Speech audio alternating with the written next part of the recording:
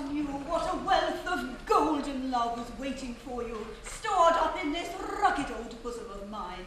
The milkmaid's triumph would be short indeed.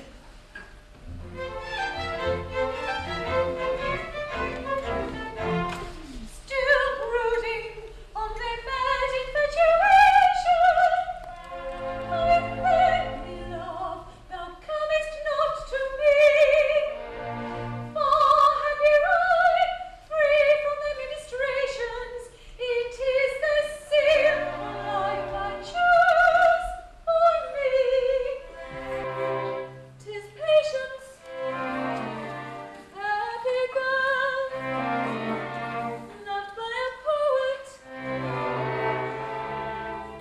Your pardon, ladies, I intrude on you. Nay, pretty child, come hither. Is it true that you have never loved? Most true indeed. Most marvelous and most deplorable.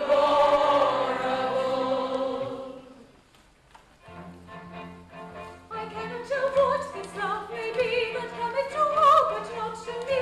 It cannot be kind as ladies cry. Oh, why do these ladies sigh? It cannot be joy and rapture deep. Oh, why do these gentle ladies weep? It cannot be peacefulness instead.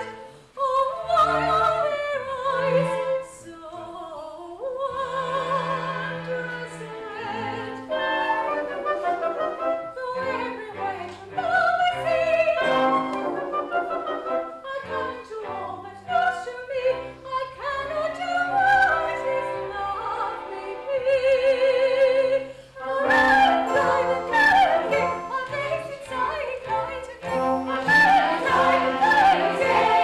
the God of Nations, and the God of Nations,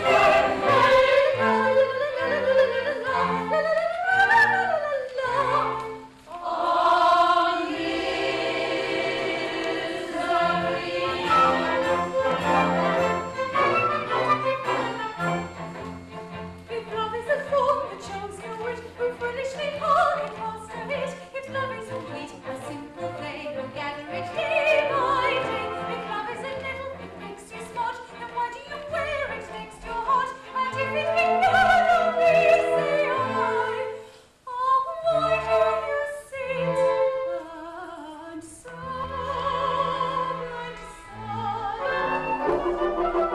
Though everywhere true love I see, I come to all but not to me. I cannot do what his love may be.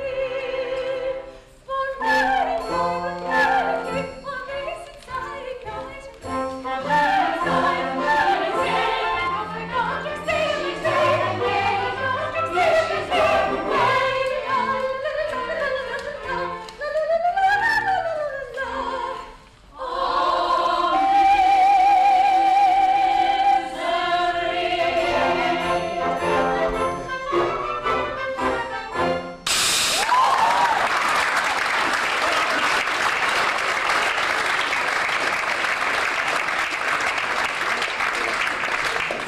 You've never loved, you've never known true happiness. But the truly happy always seem to have so much on their minds. The truly happy never seem quite well. There is a transcendentality of delirium, an acute accentuation of supremest ecstasy, which the earthy could easily mistake for indigestion. But it is not indigestion. It is aesthetic transfiguration. Enough of babble. But say, I have some news for you. Men from the 35th Legion have halted in the village, and they're even now on their way to this very spot. Oh, the 35th Legion! They are fleshly men, but full of habit. We care nothing for legionaries. Bless me, you were all engaged to him a year ago. A year ago? My poor child, you don't understand these things. A year ago, they were very well in our eyes.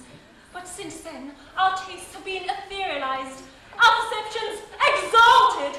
Come, it is time to lift up our voices in morning carol to our Reginald. Let us to his door. Oh. 20 lassie maidens weary, lassie born against our will. 20 years hence we shall be, 20 lassie maidens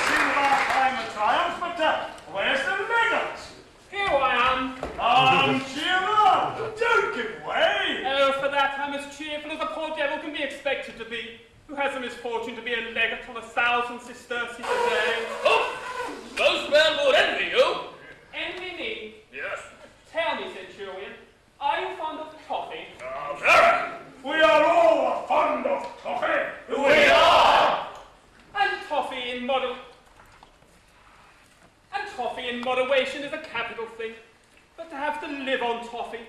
Toffee for breakfast, toffee for dinner, toffee for tea. To have it supposed that you care for nothing but toffee, and would consider yourself insulted if anything but toffee were offered to you. How would you like that then, Well, I can quite believe that under those circumstances, even toffee can become monotonous. For toffee, weed, flattery, adulation, and abject deference, carried to such a pitch that I began to think at last man was born bent at an angle of 45 degrees. Great heavens, what is there to adulate in me? Am I particularly intelligent? No! Exceptionally studious? No! Unbelievably accomplished? No! Exceptionally virtuous? You are about as commonplace a young man as ever I saw. You are! That's it. That describes me to a T. Thank you all very much. Well, I couldn't stand it any longer, so I joined this second-class cohort. In the army, thought I shall be occasionally snubbed, perhaps even bullied. Who knows? Thought was rapture, and here I am. Yes, and here are the ladies. But who was the gentleman with the long hair? I don't know. He seems popular. He does seem popular.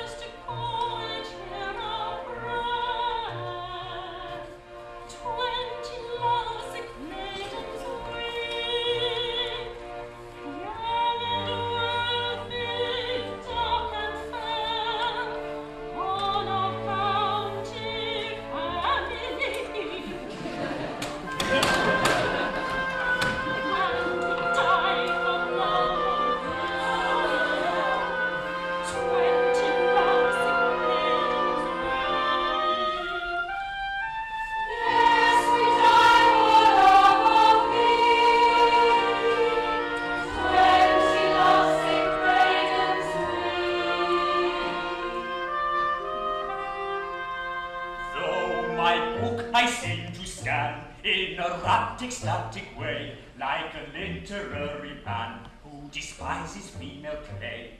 I hear plainly all they say, 20 lovesick maidens say. He hears plainly all they say, 20 lovesick maidens say.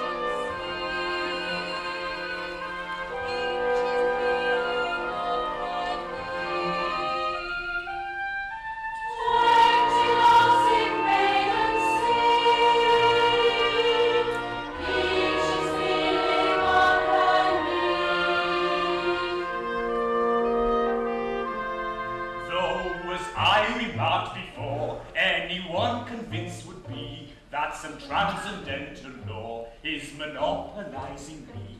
Round the corner I can see each is kneeling on her knee. Round the corner he can see each is kneeling on her knee. Now is not this ridiculous, and is not this preposterous, the power of this absurdity, ridiculous, preposterous, extending in his hand.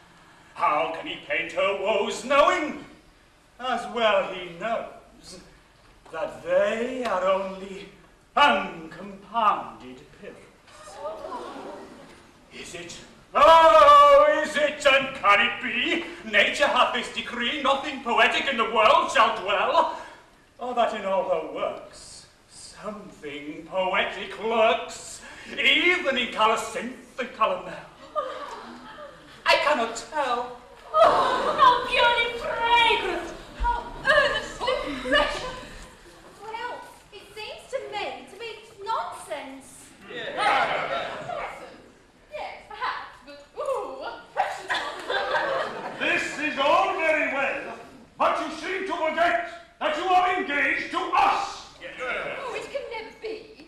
You are not aesthetic. Oh, be so where it is too late. Look at you. Look at your garments. We didn't design our uniforms, but we don't see how it can be improved. No, you wouldn't.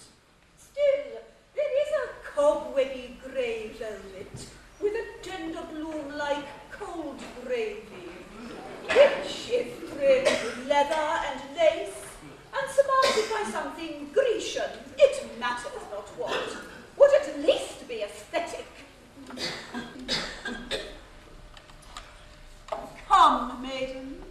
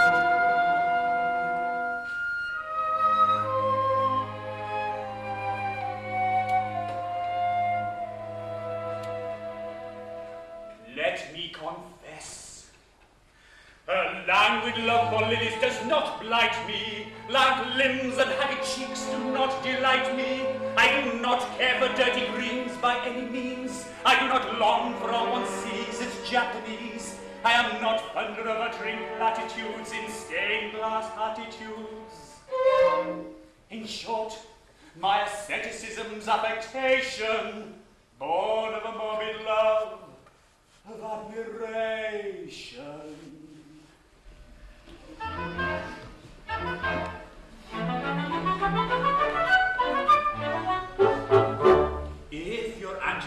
shine in the high aesthetic line, there's a man of culture rare. You must get up all the germs of the transcendental terms and plant them everywhere. You must lie upon the daisies and discourse in novel phrases of your complicated state of mind. Oh, the meaning doesn't matter if it's only idle chatter of a transcendental kind. And everyone will say, as you walk your mystic way, if this young man expresses himself in terms too deep for me, what a most particularly deep young man this deep young man must be.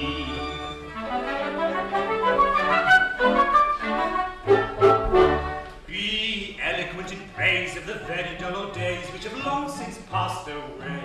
For wherever you may roam, you'll find that ancient Rome was culture's finest day. Oh, of course you will pooh whatever's fresh and new, and declare it crude and crass. For art stopped short in the cultivated court of the Emperor Claudius. And everyone will say, as you walk your mystic way, if that's not good enough for him, which is good enough for me, what a very cultivated kind of youth this kind of youth must be.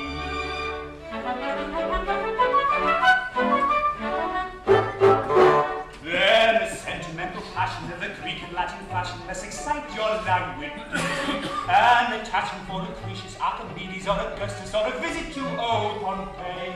Though the Philistines may jostle, you may rank with Aristotle in a high aesthetic band. Though you may feel rather silly with a poppy or a lily in your limp poetic hand. And everyone will say, as you walk your mystic way, if he's content with his classical love, which will certainly not suit me, what a most particularly pure young man this pure young man must be. Oh, yes!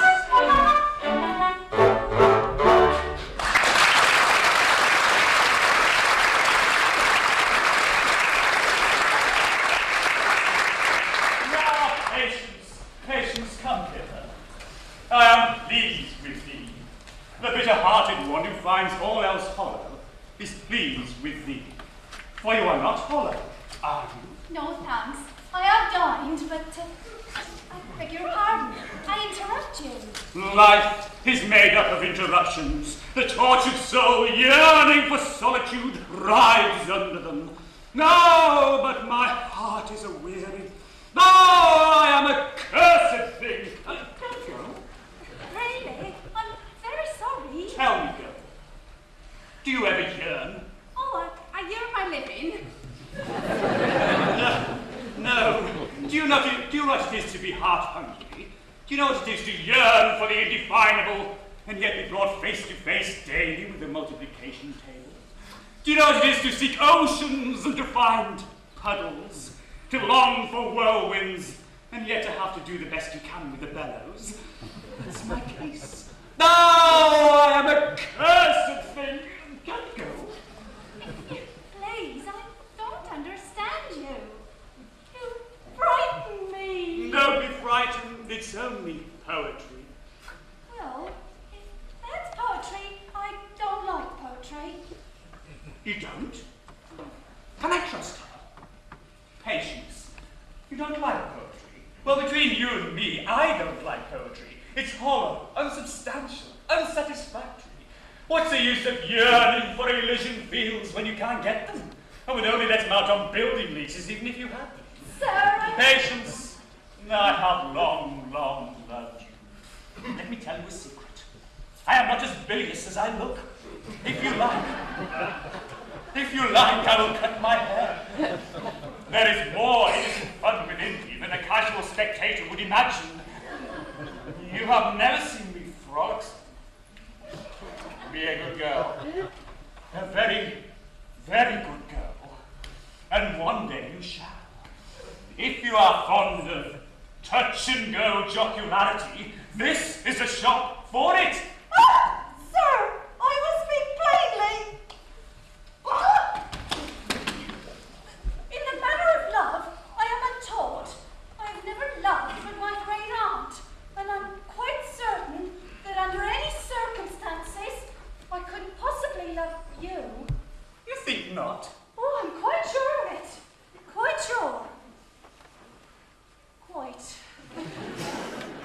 Very well. Life is henceforth a blank. I don't care what becomes of me. I have only to ask you that you will not abuse my confidence. Though you despise me, I am extremely popular with all the other young ladies. I only ask that you will leave me and never renew the subject. Certainly. And broken-hearted and desolate I go. Oh, to be wafted away from this black castle Dharma of sorrow, where the dust of an earthly today is the earth of a dusty tomorrow. 'Tis a little thing of my own, I call it heart phone. I shall not publish it. Farewell, patience.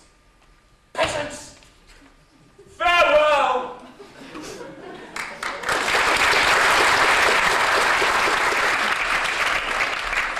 What does it all mean? Why does he love me? Why does he expect me to love him? He's not a relation.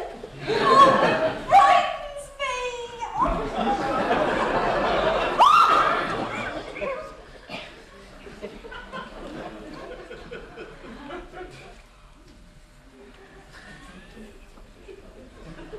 Why, Patience, what is the matter? Lady Angela, tell me two things. Firstly, what on earth is this love that so upsets everybody? And secondly, how is it to be distinguished from insanity? Oh, blind child, oh, forgive her, Eros. Why, love is of all passions the most essential. It's the embodiment of purity, the abstraction of refinement. It's the one unselfish thing in this world full of grasping greed. Oh, dear, oh. Why are you crying? Oh, to think that I've lived all these years without having experienced this ennobling and unselfish passion. Why, what a wicked girl I must be, for it is unselfish, isn't it? Absolutely. Love that is tainted with selfishness is no love. Oh, try to love. It really isn't difficult if you give your whole mind to it. I'll set about it at once. I won't go to bed until I'm head over ears in love with somebody. Noble girl. Is it possible you've never loved anybody? Oh, yes, what? Whom? My great aunt. Great aunts don't count.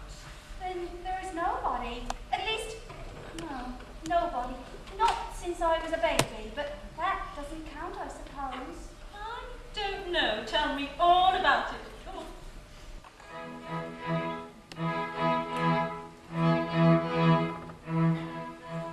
Long years ago, 40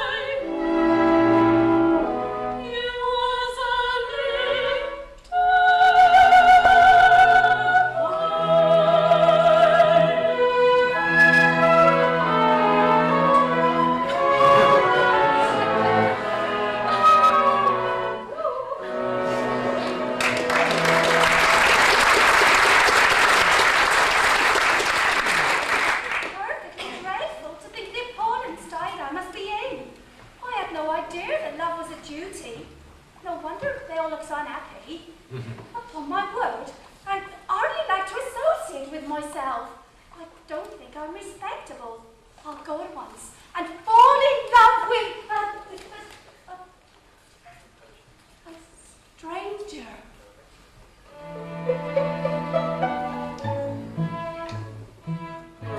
Pretty maiden, prithee tell me true. Nay, but I'm doubtful, will away. Have you wed a lover, a dangling after you?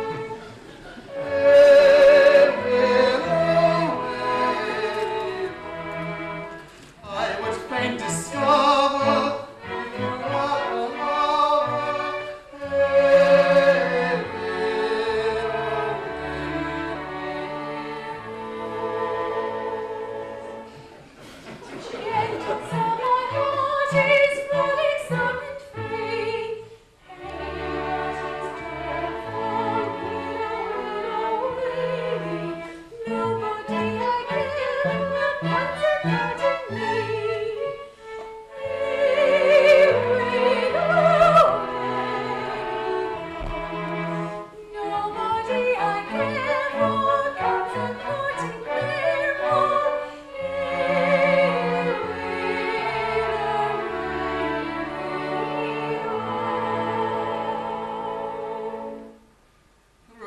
Pretty maiden, will you marry me?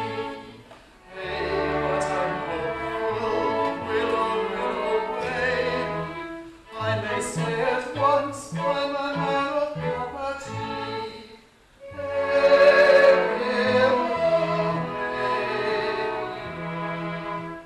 money, I despise it, many people prize it.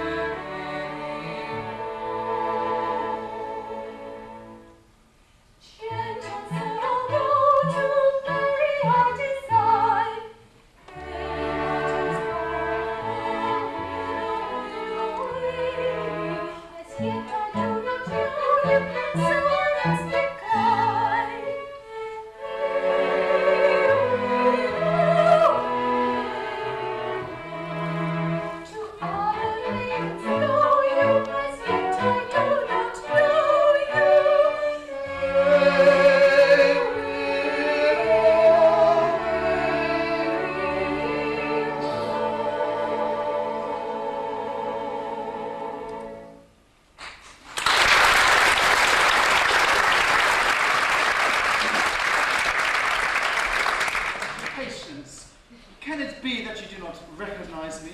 Recognize you? No, indeed I don't. Have 15 years so greatly changed me? 15 years? What do you mean? Have you forgotten the friend of your youth? Your Archibald, your little playfellow. Oh, Cronus, this is too bad of you. Archibald? Is it possible? Why, let me look. It must be. Oh, how happy I am. I thought we should never meet again. And how you've grown. Oh, yes, Patience. I am much taller and much wiser than I was. And now you've improved. Oh, yes. I am very beautiful. But surely that doesn't make you unhappy. Why, yes, Patience. Gifted as I am with a beauty which probably has not its rival on earth, I am nevertheless utterly and completely miserable. Oh, but why? My child love for you has never faded. Conceive then the horror of my situation when I tell you it is my hideous destiny to be madly loved at first sight by every woman I come across. But why make yourself so picturesque? Why not disguise yourself, disfigure yourself, anything to escape this persecution? No, Patience. That may not be. These gifts, irksome that they are, were given to me for the enjoyment and delectation of my fellow creatures. I am a trustee for beauty, and it is my duty to ensure that the conditions of my trust are faithfully discharged. And you, too, are a poet? Oh, yes. I am the apostle of simplicity. I am called Archibald the all-right, for I am infallible. And is it possible that you condescend to love such a girl as I? Why, yes, Patience. Is that not strange? I've loved you with a Florentine first-century frenzy for full 15 years. Oh, marvellous! I have hitherto been deaf to the voice of love, but I seem now to know what love is. It has been revealed to me. It is Archibald Grosvenor. Oh, yes, Patience, it is. We will never, never We part. shall live and die together. I swear it. We both swear it. But, oh, horror. What's the matter? Why, you are perfection, a source of endless ecstasy to all who know you. I know I am. Then bless my heart.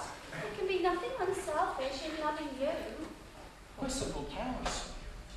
I never thought of that. To monopolize those features on which all women love to linger, it would be unpardonable. Why, so it would. Oh, fatal perfection! Again you interpose between me and my happiness. Oh, if you were but a thought less beautiful than you are. Would that I were, but candor compels me to admit that I'm not. Then our duty is clear. We must part and forever. Oh, misery! And yet, I cannot question the propriety of your decision. Farewell, Patience. Farewell, Archibald. But say, Yes, Patience. oh, though I may not love you, for you are perfection, there is nothing to prevent your loving me. I'm plain, only unattractive. Why, that is true. Love of such a man as you and such a girl as I must be unselfish. Unselfishness itself. Though to marry you would very selfish be. Hey, but I'm torn, blown away. You may always sing on to your loving me.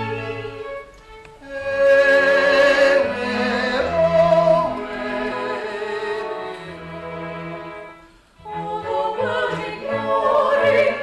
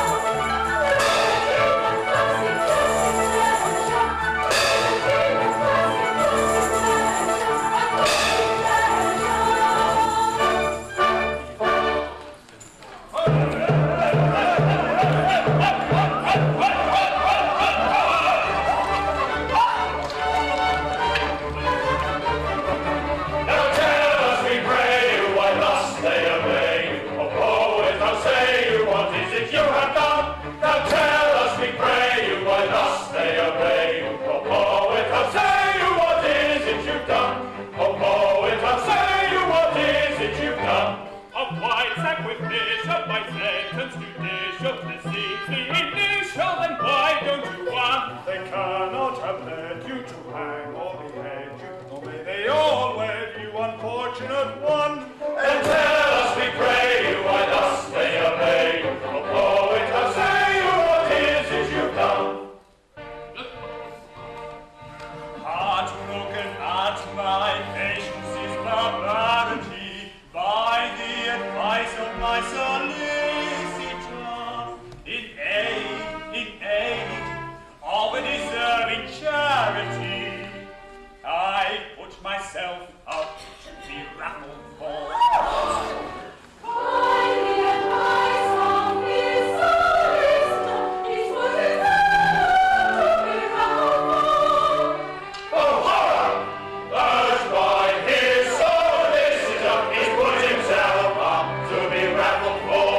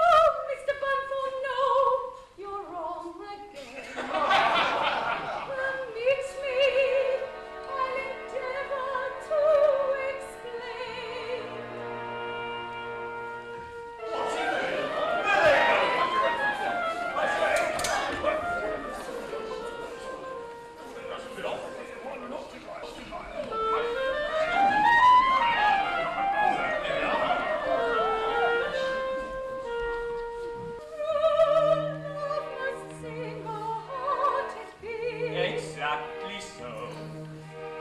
From every selfish fancy free. Exactly so. No, I no thought of gain or joy, of maidens fancy should employ. True love must be without alloy. True love must be without alloy. Exactly so.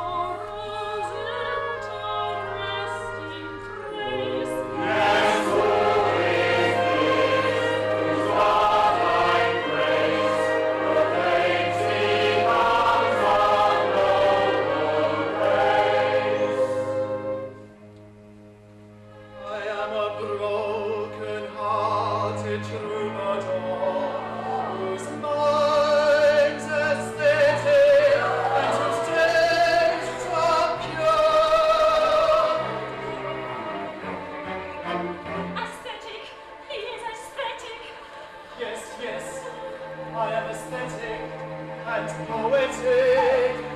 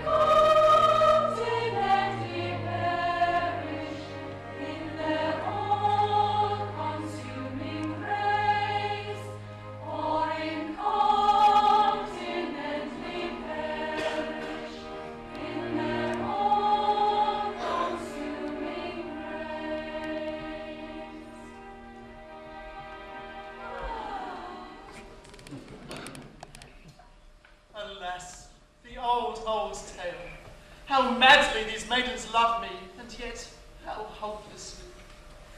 Oh, patience, patience, with the love of thee in my heart, what have I to offer these poor mad maidens but an unvalued pity?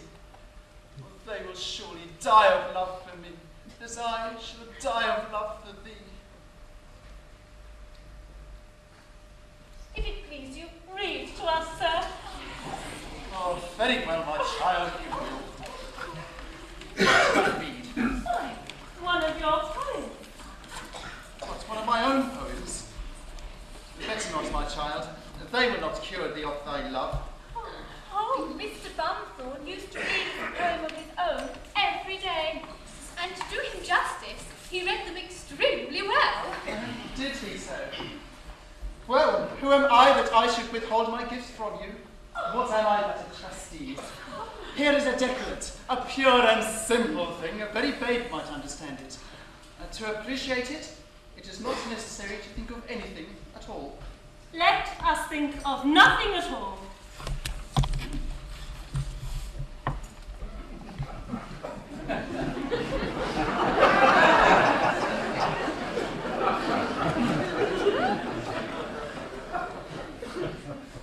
Gentle Jane was as good as gold. She always did as she was told. She never spoke when her mouth was full, or caught blue bottles, their legs to pull, or spilt red wine down her nice new frock, or bred white mice, her friends to shock, or vivisected her last new doll, or fostered a passion for alcohol. And when she grew up, she was given in marriage to a first-class chap who keeps his carriage.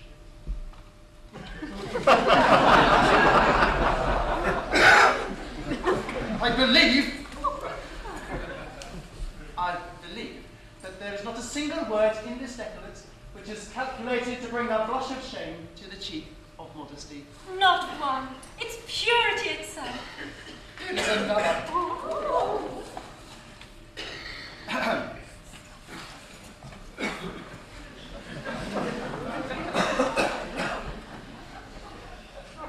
Teasing Tom was a very bad boy. A great big squirt was his favourite toy.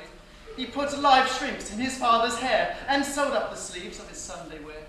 He punched his poor little sisters' heads and cayenne peppered their four-post beds. He covered their hair in cobbler's wax and put hot trinkets down their backs. The consequence was he lost his abacus and married a slave girl of Marcus Tiberius.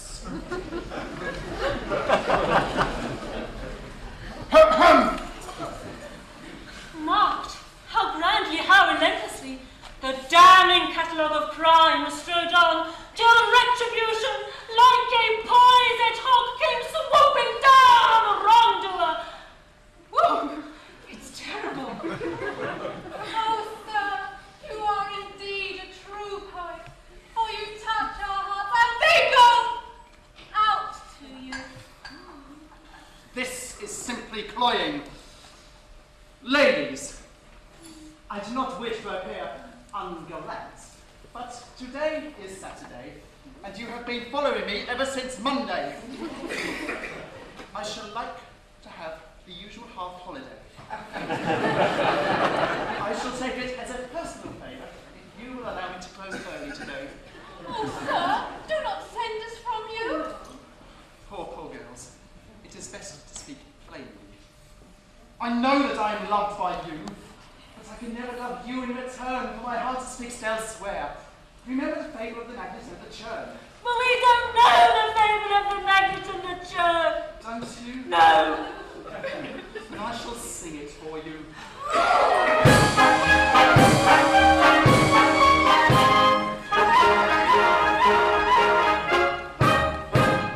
A magnet hung in a hardware shop, and all around was a loving crop of scissors and needles, nails and knives, offering love for all their lives. But on the magnet there's no wind. Though we charm a dine, it charms not him. From needles and nails and knives he carefully set his love on a silver churn. A silver churn. A silver churn. His most aesthetic, very magnetic, fancy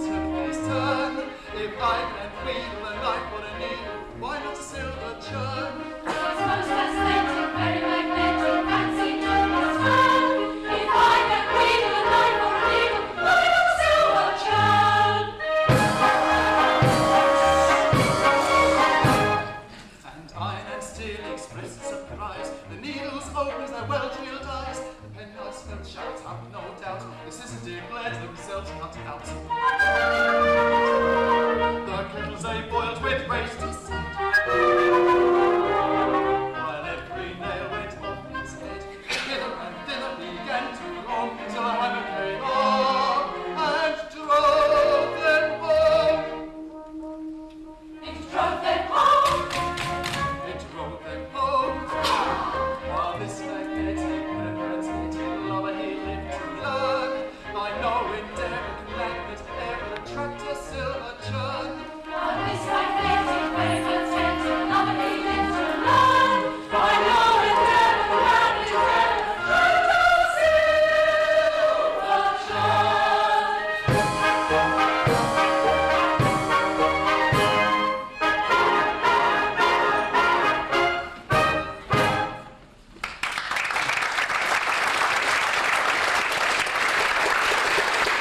At last they are gone. What is this mysterious fascination that I seem to exercise over all I come across? A curse on my fatal beauty. I'm sick of conquests. Archibald, Patience. I've escaped with difficulty from my Reginald. I wanted to see you so much that I may ask you if you still love me as fondly as ever. Love you. Oh, with devotion of a lifetime. Oh, an envy or a scream. If you were a gentleman, pray remember that I am another's. But you do love me, don't you? Oh, madam. Hopelessly, despairingly. That's right. I never can be yours, but that's right. And you love this bundle? With a heart all ecstasy that withers and scorches and burns and stings. It is my duty. Admirable girl. But you're not happy with him? Happy? Oh, I'm miserable beyond description. That's right. I can never be yours. But that's right. Oh, but go now. I see dear Reginald approaching. Farewell, dear Archibald. I cannot tell you how happy this made me know that you still love me. Oh, if only I dared. So, this language to one who has promised to another. Oh, Archibald, think of me sometimes, my heart is breaking. He is so unkind to me, and you would be so loving. Loving? Advance one step, and as I'm a good and pure woman, I scream. Farewell, Archibald. Stop there! Think of me sometimes. Advance at your peril. Once more.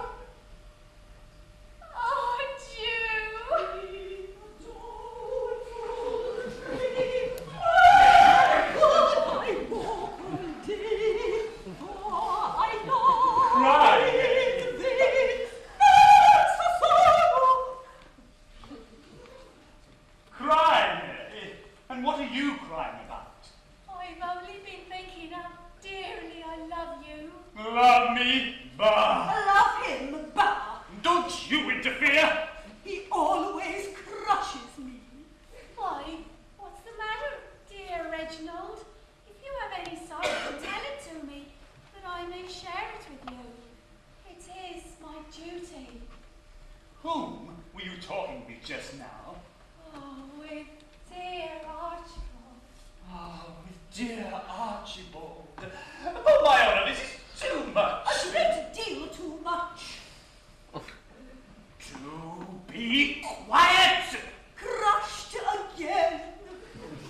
I think he's the noblest, the purest, most perfect being I've ever met. But I don't love him. It's true that he's devotedly attached to me, but indeed I don't love him. Whenever he grows affectionate, I scream. It is my duty. I dare say. So do I dare say. Why, how can I love him and love you too? You can't love two people at once. No, can't you, though? No, you can't. I only wish you could. I don't believe you know what love really is.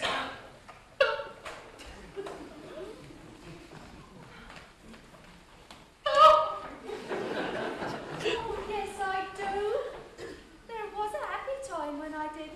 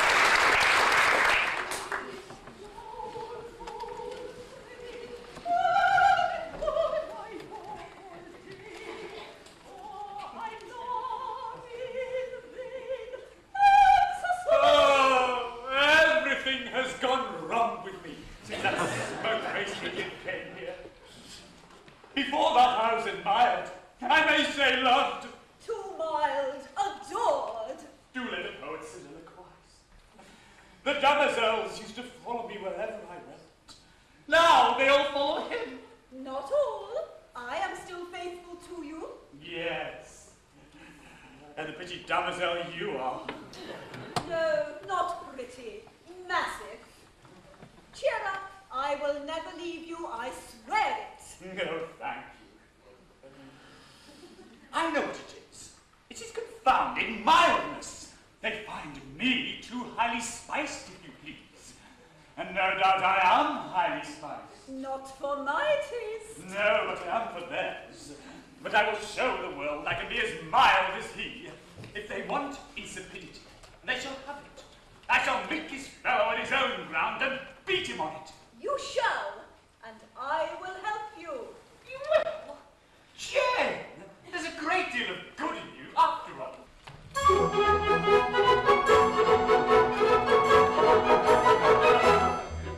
As you go to him and say to him with compliment, a wonderful. Sing hey to you, good day to you, and that's what I shall say. Your style is much too sanctified, your cut is too canonical. Sing bar to you, ha-ha to you, and that's what I shall say. I was the poor indeed of the morbid young sceptical to doubt my inspiration was regarded as heretical until you cut me out with your tacitity and spectacle. Sing boo to you, boo to you, and that's what I shall say. Sing boo to you, boo to you, and that's what I shall say. Sing hey, sing hey, sing hey, sing oh, sing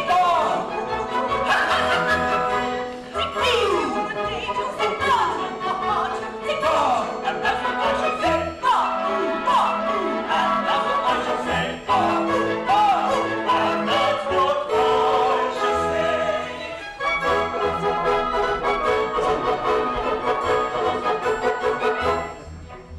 I'll tell him that unless he will consent to be more jocular, sing hey to you, and day to you, and that's what you should say. to cut his curly hair and stick an eyeglass in his ocular, Sing bar to you, and that's what you should say. to stuff his conversation full of quibble and liquidity, to diamond chops and roly-poly pudding with avidity. He'd better clear away with all convenient rapidity. Sing hey to you, good day to you, and that's what you should say. Sing boo to you, boo to you, and that's what I shall say. Sing hey, good day to you, sing hey, sing oh, sing hey, good day to you, sing oh, and that's what I should say. And that's what I should say. And that's what I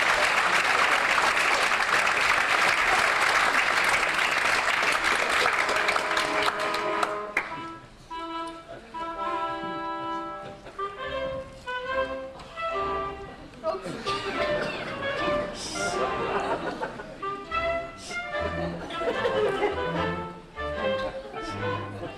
It's clear that this aesthetic art alone retains its zest to charm and please its devotees. We've done our little best. We're not quite sure if all we do has the early Roman ring, but as far as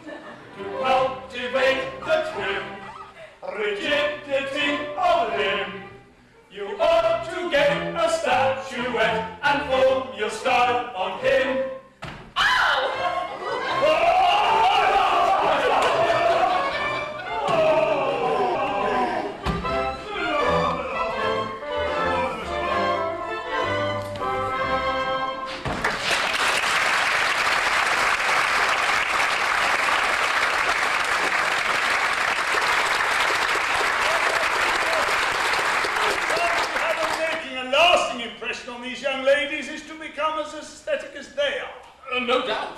The only question is how far we've succeeded. I don't know why, but I have an idea that this is not quite right. I don't like it. I never did. I don't see what it means. I do it, but I don't like it. My young friend, the question is not whether we like it, but whether they do. They understand these things, we don't.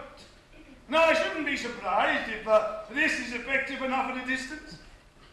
I can't help thinking we're a little stiff at it. It would be extremely awkward if we were struck so. No, I don't think we should be struck so. We might be a little awkward at first, but everything must have a beginning. Oh, here we come! Attention! Oh, Sophia, see, the immortal fire has descended on them, and they are of the inner brotherhood, perceptibly intense and consummately utter. How? Oh, Aunt, we thank thee for this boon. I'm afraid we're not quite right. Well, not supremely, perhaps, but all that. Sophia, are we not quite too all that? They are indeed jolly utter. What does the inner brotherhood usually recommend for clam? Ladies, we will not deceive you. We are doing this at some personal inconvenience. With a view to expressing the extremity of our devotion to you. We trust it is not about this place.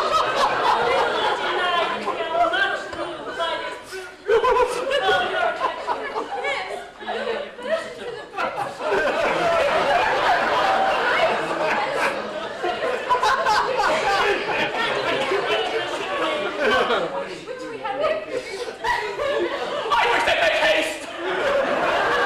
Dare to say that our yearning hearts will not go out to you. By sections of threes, rapture! Oh, it's extremely good. For the Guinness, it's admirable.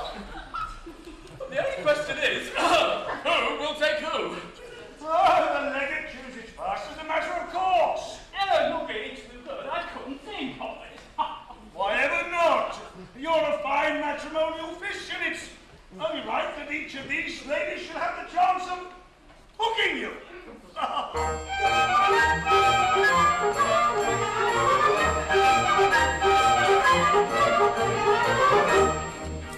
If the fear I choose to marry, I shall be fixed up for life. Then the twig you need not tarry, and you'll learn to speak his life. In that case, unprecedented single, I shall live and die. I will have to be contented with your heart not sympathize. You will have to be contented with a heart not sympathize. In the case of unprecedented single, he was live and die. He will have to be contented with a heart not sympathize. He will have to be contented with a heart not sympathize. He will have to be contented with a heart not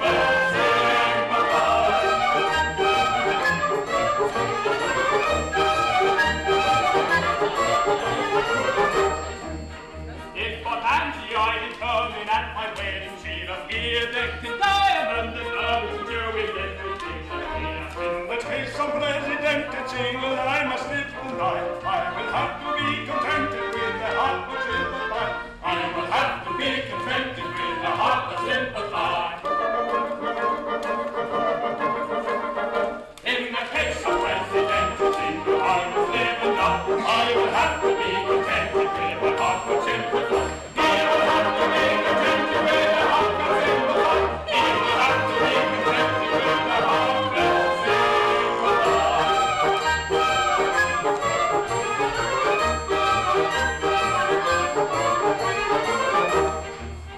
After much debate internal, if on neither I decide, that we then may take the colonel and ye be the nature's wife. In that case unprecedented, single I must live and die. I will have to be contented with their heartfelt sympathize.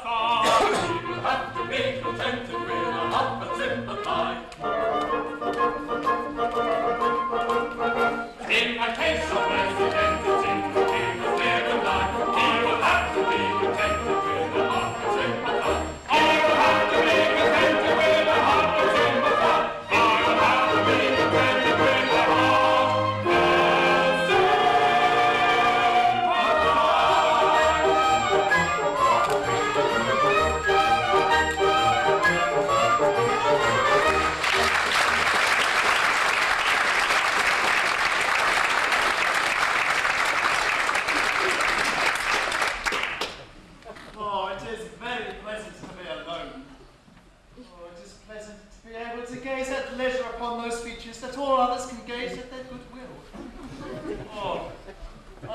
bloody Narcissus.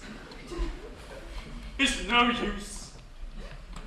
I can't live without admiration. Ever since Grosvenor came here, insipidity has been at a premium. Ah, here's that. Ah, Bunthorne, come, look at this. Allow me. I haven't seen it. Oh, yes! Yes! That? This? You don't mean that. Bah! I'm in no mood for trifling. And what is amiss? Ever since you came here, you have entirely monopolized the attentions of the young ladies. I don't like it, sir. My dear sir, I can't help it. They are the plague of my life. My dear Mr. Bunthorne, with your personal disadvantages, you can have no idea of the inconvenience of being madly loved at first sight by every woman you meet. Sir, until you came here, I was adored. Exactly. Until I came here. That's my grievance. I cut everybody out. I assure you, sir, if you can only suggest some means whereby, consistent with my duty to society, I could escape these inconvenient attentions, you will then earn my everlasting gratitude. I will do so at once. However popular it may be with the world at large, your personal appearance is highly objectionable to me. It is? Oh, thank you. Thank you, sir. How can I express my gratitude? By making a complete change at once. Your conversation must henceforth be perfectly matter of fact. You must cut your hair and have a back party. In appearance and costume, you must be absolutely commonplace. No, pardon me. That's impossible. Take care. When I am thwarted, I am very terrible. Can't help that. I am a man with a mission, and that mission must be fulfilled. I don't think you quite appreciate the consequences of thwarting me. Don't care what they are. Suppose, I won't go so far as to say I will do it, but suppose, for one moment, I were to curse you. Very well, take care. But you would not do that. I don't know. It would be an extreme measure, no doubt. Still. But you would not do it. I'm sure you would not. Oh, Mr. Bunthorne, No. reflect. You had a mother once. Never. Then you had an aunt. I see that you did. Mr. Bunthorne, by the memory of that aunt, I implore you, reflect ere you resort to this last fearful expedient. Oh, reflect. I must not allow myself to be unmanned. Oh, it is useless. Consent at once, or may a nephew's curse. Are you absolutely resolved? Absolutely. Will nothing shake you? Nothing. I am adamant. Oh, very good. Then I yield. You swear it? Oh, I do, cheerfully. I have long wished for a reasonable pretext for such a change as you suggest. It has come at last. I do it on compulsion. Victory! I triumph! When I go out the door of damoiselles a score, all sighing and burning and clinging and yearning will follow me as before. I shall with function taste, distinct with gentle pace, and high little dill will rank as a diddle if I pronounce it chase. A most intense young man, a soulful light young man, an ultra poetical, super aesthetical, out of the way young man. See me if you can, an everyday young man, a commonplace bloke who's slick and a joke and a half for a back and tan, who thinks of rusted pops, what more fun than Monday pops, who's fond of his dinner and doesn't get thinner on pot and wine and chops. A commonplace young man, a matter-of-fact young man, a steady and stolidly jolly back holiday everyday young man, a Greek historian, a blue and white young man, a princess in a nimini, je ne sais quoi young man, A simple sort of man, a chariot racing man, a very delightful, highly respectable, down-to-earth young man, a paladin thin young man, a haggard and lank young man, a green in the gallery, crawled in the gallery, foot in the grave young man, a boat in the tubby young man, a day at the games young man, a pushy and practical, what's the next article, Roman baths young man. see me if you can, a crusty cracked young man, an old poetical, sailor sensible, everyday young man. See me if you can, a crusty cracked young man, an old poetical, sailor sensible, everyday young man.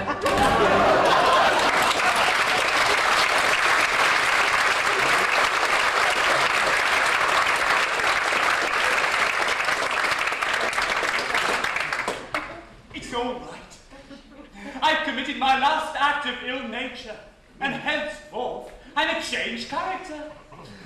When I go out the door, Reginald, Johnson, and what in the world is the matter with you? Patience, I'm a changed man.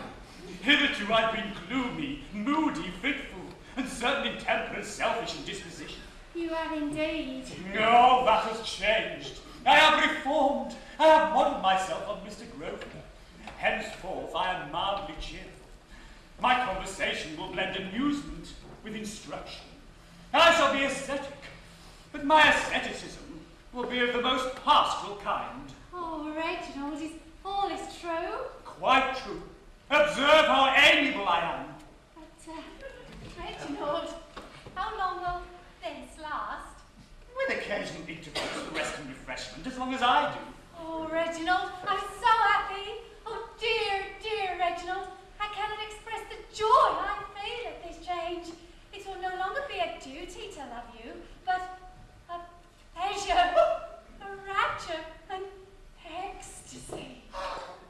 My darling! Oh, but, What's the matter? Is it quite certain that you've absolutely reformed and that henceforth you're a perfect being, utterly free from defect of any kind? Quite true. I have sworn it. Then I never can be yours. Why not?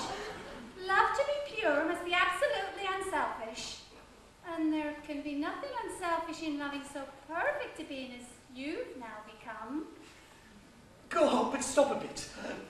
I'll change. I'll relapse. I'll be as I was. Oh, interrupted.